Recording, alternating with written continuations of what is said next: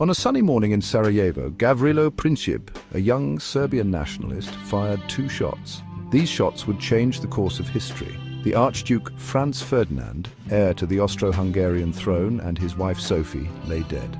This assassination on June 28, 1914, ignited a diplomatic firestorm. Austria-Hungary, outraged, blamed Serbia and issued an ultimatum.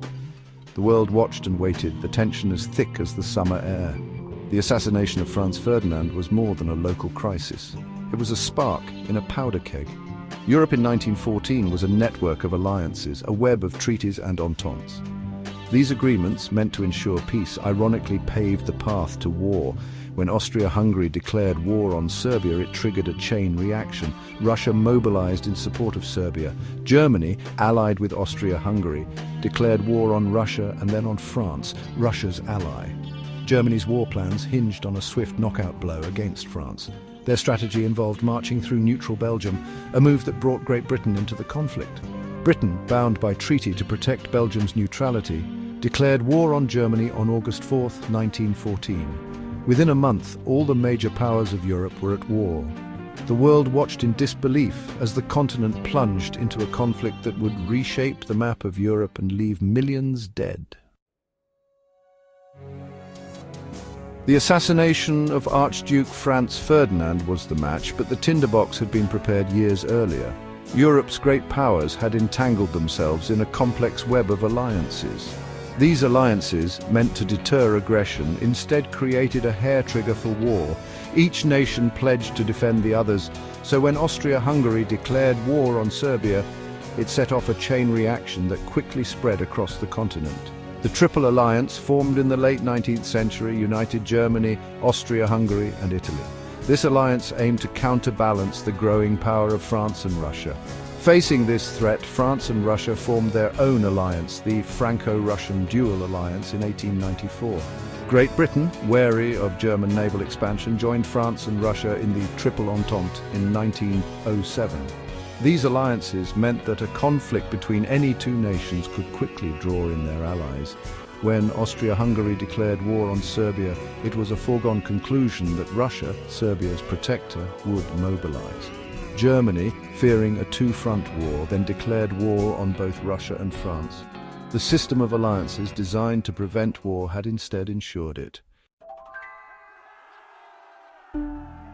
The early weeks of the war were marked by rapid movement and bold offensives. Germany, following the Schlieffen Plan, aimed to knock France out of the war quickly before turning their full attention to Russia. German troops stormed through Belgium, but their advance was halted at the First Battle of the Marne in September 1914. The French and British lines held, and the war on the Western Front settled into a deadly stalemate. The trenches of the Western Front stretched for hundreds of miles from the North Sea to the Swiss border. They became a defining symbol of the war's brutality and futility. Soldiers on both sides faced a nightmare landscape of mud, barbed wire and constant shelling. Attacks were often met with withering machine gun fire, resulting in horrific casualties. Life in the trenches was a test of human endurance. Soldiers lived in constant fear, exposed to the elements, disease and enemy fire. Trench foot, a debilitating condition caused by prolonged exposure to damp and cold, was a constant threat. The stalemate on the Western Front dragged on for years, marked by a series of costly and indecisive battles. The Battle of Verdun, which began in February 1916, epitomized the horrors of the Western Front. German General Erich von Falkenhayn launched a massive offensive with the aim of bleeding France white. He believed that by inflicting massive casualties, he could break the French army's will to fight. The battle raged for months, with both sides suffering unimaginable losses. Verdun became a symbol of French resistance. Under constant bombardment, French soldiers clung to their positions, determined to hold the line. The battle became a war of attrition, with each side pouring in reinforcements and suffering heavy casualties. By the time the battle ended in December 1916, over 700,000 men had been killed or wounded. The Battle of Verdun, though a tactical victory for the French, achieved little strategic significance. It did, however, demonstrate the horrific human cost of the war and the brutal stalemate that characterized the Western Front. Verdun became synonymous with the senseless slaughter of modern warfare. Section 5. Technology and the terror of the trenches. World War I witnessed the debut of new technologies that forever altered the nature of warfare. Machine guns capable of firing hundreds of rounds per minute turned battlefields into killing fields. Artillery, more powerful than ever before, rained down death and destruction from afar. Poison gas, first used by the Germans in 1915, added a new dimension of horror to the battlefield. The trenches themselves were a testament to the impact of technology. Elaborate trench systems with multiple layers of fortifications evolved in response to the deadly firepower of machine guns and artillery. Soldiers lived in these subterranean worlds, venturing out only at great risk. Technology also extended beyond the trenches. Airplanes, initially used for reconnaissance, became weapons of war, engaging in dogfights and dropping bombs. Tanks, first deployed by the British in 1916, offered a potential solution to the stalemate of trench warfare. These new technologies, while offering tactical advantages, also increased the war's brutality and contributed to the unprecedented death toll. Section 6. The world at war, beyond the Western Front. While the Western Front was the central theatre of World War I, the conflict raged across the globe. The Ottoman Empire, allied with Germany and Austria-Hungary, fought against Russia in the Caucasus and the British in the Middle East. The Gallipoli campaign, a disastrous attempt by the Allies to capture Constantinople, resulted in heavy casualties on both sides. In Africa, colonial troops fought for their European overlords. Battles raged in places like German East Africa, which is modern-day Tanzania, where British and colonial forces struggled to defeat a much smaller German force. These campaigns demonstrated the global reach of the war and its impact on European colonies. The war at sea also played a crucial role. Germany's unrestricted submarine warfare, aimed at cutting off supplies to Great Britain, brought the United States closer to war.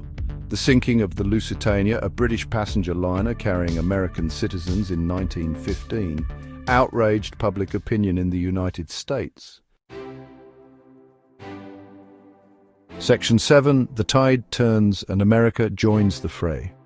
By 1917, the war had dragged on for 3 years. Both sides were exhausted, but neither could achieve a decisive victory. The entry of the United States into the war in April 1917 tipped the balance in favor of the Allies. The United States, outraged by German submarine warfare and motivated by the desire to make the world safe for democracy, provided a much-needed boost in manpower and resources. The arrival of American troops, though initially small in number, provided a much-needed morale boost to the Allies. The United States also provided crucial financial and material support. American factories churned out weapons and supplies, and American ships helped to break the German submarine blockade. The tide of the war began to turn. In November 1918, the Austro-Hungarian Empire, racked by internal dissent and facing defeat on the battlefield, signed an armistice with the Allies. Germany, facing imminent defeat, followed suit, signing the armistice on November 11, 1918. The guns fell silent and the world celebrated the end of the war to end all wars. Section 8. Armistice, the guns fall silent. At 11 a.m. on November 11, 1918, the armistice between Germany and the Allies went into effect. After more than 4 years of devastating warfare, the guns fell silent along the Western Front. The news of the armistice was met with celebrations in Allied capitals around the world. People danced in the streets, overjoyed that the bloodshed was finally over. The war's end brought a mix of emotions, relief, jubilation, but also profound sadness. The cost of victory had been staggering. Millions lay dead, entire cities lay in ruins, and a generation was scarred by the horrors they had witnessed. The world had changed forever.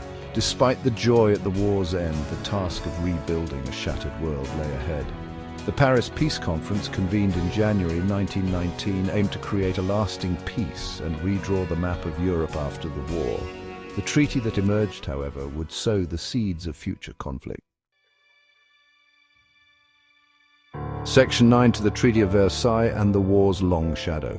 The Treaty of Versailles, signed in June 1919, officially ended World War I However, it also created deep resentment in Germany. The treaty blamed Germany for the war and imposed harsh reparations payments. Germany lost territory and was forced to disarm. The treaty, while attempting to prevent future wars, instead created fertile ground for future conflict. The war's end did not bring an end to violence. Revolutions and civil wars erupted across Europe in the aftermath of the conflict. The Russian Revolution, which had begun during the war, resulted in the creation of the Soviet Union. The Ottoman Empire, once a major power, was dissolved. World War I had a profound impact on the 20th century.